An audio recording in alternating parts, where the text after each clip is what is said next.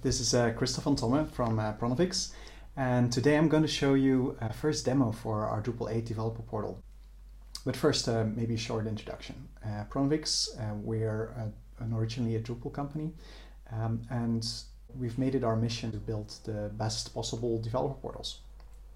As part of that effort, we've been working on a Drupal 8 distribution. So the idea is that we would like to make a CMS, like a Drupal CMS based developer portal, which is like a base product that then can further be extended to adjust to different use cases. Like it's quite different from what a lot of other people are doing, because most people are doing static sites and things like that, because that's what's really cool lately. There's also a lot of benefits to that.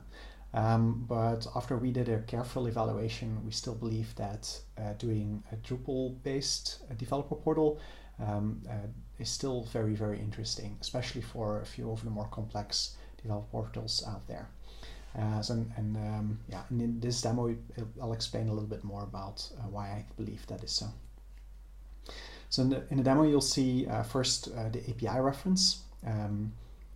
I'll show the API listing page and the faceted search that we are planning to put into our product.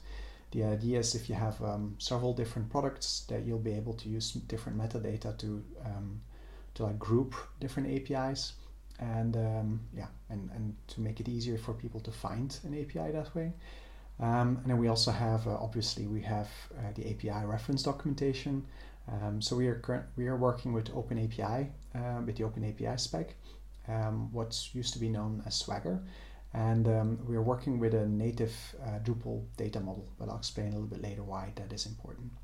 Second part is about landing pages, and then third is about other documentation, more specifically markdown, but potentially also other formats, because we've been doing imports of different documentation formats, going from Dita to RoboHelp to a bunch of other things. But Markdown is what a lot of people are really excited about lately. The most important part of that demo is the documentation import. I'll also explain a little bit more about why pull request based authoring is currently such a rage and why everybody's so excited about it.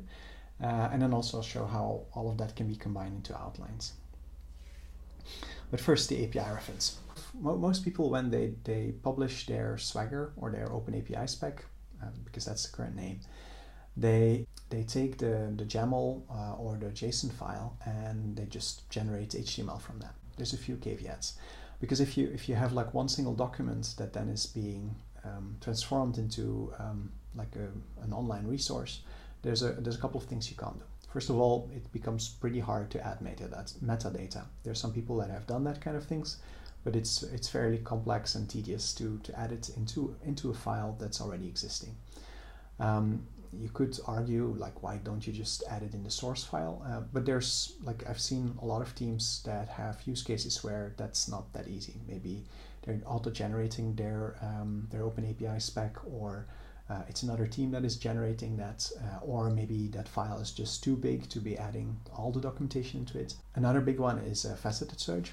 By adding metadata to the APIs, you can start searching for all the APIs from a certain class, or all the APIs that are interacting with a certain object, or things like that.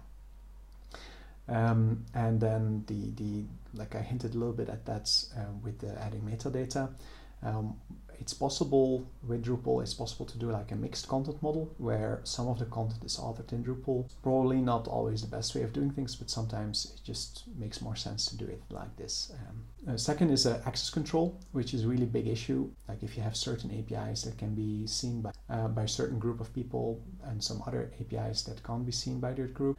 You could argue that docs should always be public, and that it just makes sense to make them available so that people can find an API. But in some cases, like if you have a partner that has selective access to certain information, you might not want to show that to your other partners. We see this a lot in enterprise. And third is performance. It's a little bit of an argumentative, or potentially you could argue about this, but like unless you have like a very, very slim Go-based rapid site generator, like if you're using a static site as your developer portal, but like even with Go, you will still have to like regenerate the whole site. In Go, that could be very, very quick, but in some other tools, that can be very, very long. So what we're trying to do is to work with an importer that will only import the content that is new and changed, and to not to rebuild the whole documentation set, and to speed up things that way. CMSs have other caveats in terms of performance, but that's another story. Second, landing pages. Looking landing pages are really important on the developer portal. Often the design and the content architecture is neglected on most developer portals. So we've been working on tools to make it easier to create landing pages so that they would actually be created, and it would be easier to create a good looking and well-functioning content model. So what we've done for that is we've used Atomic Design to create a base theme, which is customizable, it's responsive. The cool thing about it is that you can just fill in forms using the page creator in the CMS to create new pages without really having to talk with a designer or with a developer. Because we can adjust the design to corporate style guide, we can automatically enforce that style guide and make pages that just look the way that you want your company to be presented online out of the box.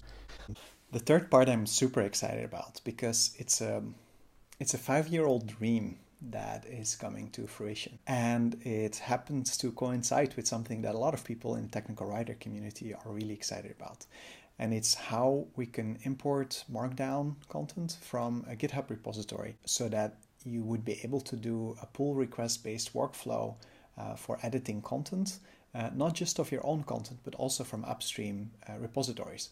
So this makes it possible for people that are part of a community to collaborate on shared documentation. Really, really, really cool.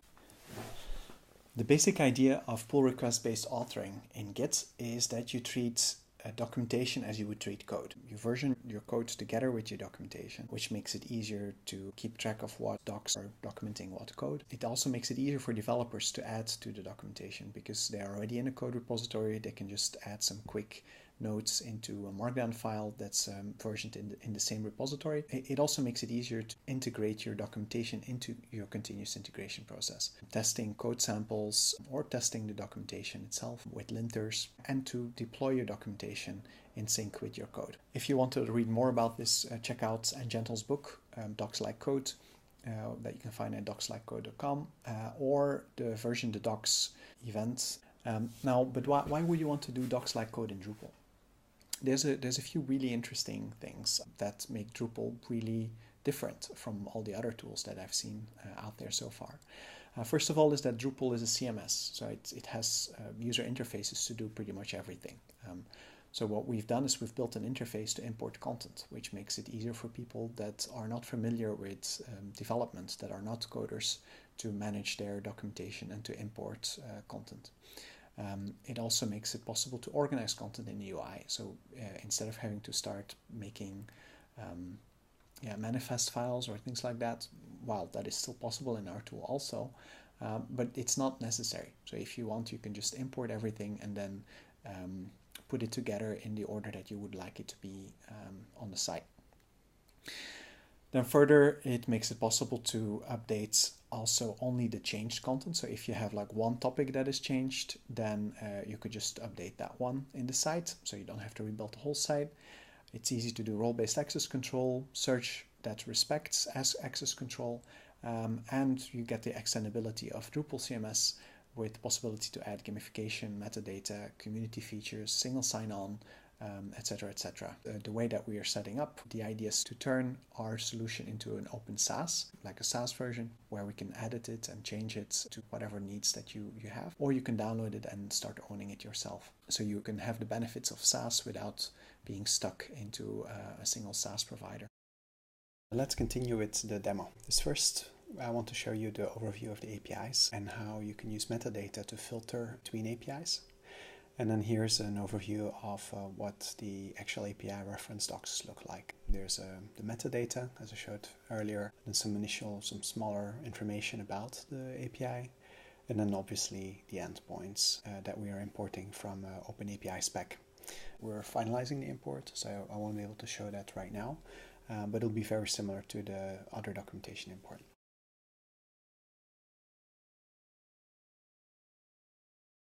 Second is the landing pages. The landing pages are obviously responsive, and the idea is that you can use like a standardized design that we can customize to your organization to create landing pages really quickly.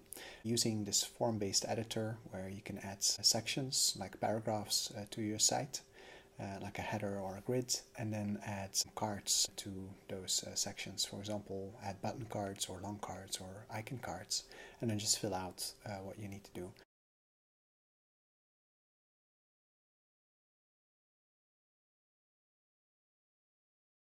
Next is the markdown content importer. This is mostly about importing. And what you can see here is how you can add a GitHub account to your site from which you'll be able to import content.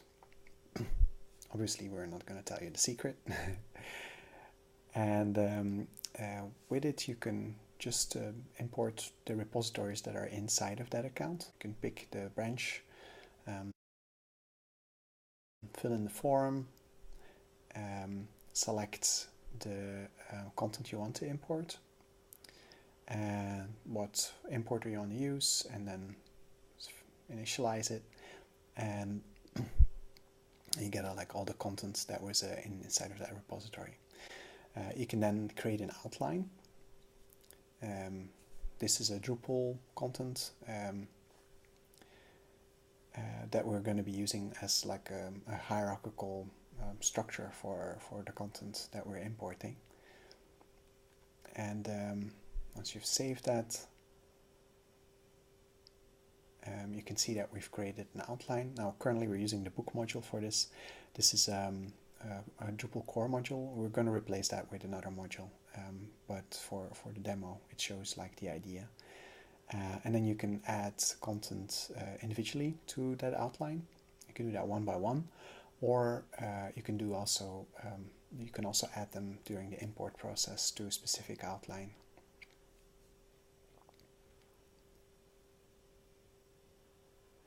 So now I'm going to show you how to import content that is not in your own account on GitHub. We're still going to use the same test account, but now we're going to copy the link to another repository, in this case from Steve, my colleague. And we're going to add, which is a public repository. We can add it, and then you can again use the same importer to bring the content in. Now I'm super psyched about this because this means that you can have upstream content from another community that you can import. Now what you've just seen is how you can enable webhooks, so that when something happens on GitHub, GitHub will trigger the webhook. Like there's a little bit of a delay. We're working on a solution for that. That will trigger a content update on the site. So the moment that the content gets updated on GitHub, it triggers an update on the site. And yeah, this is the same way that a lot of static site generators work currently. And then you can choose the outline you want to import it into and save and import. And then when you go and look at one of these, there's another one, and then we can go and look at the outline. Here you can see how you can redrag the content, and what's really cool is that you can mix content from different repositories into a single outline, and you just also saw like a child item, and then you get a menu that looks like that and content that looks like that.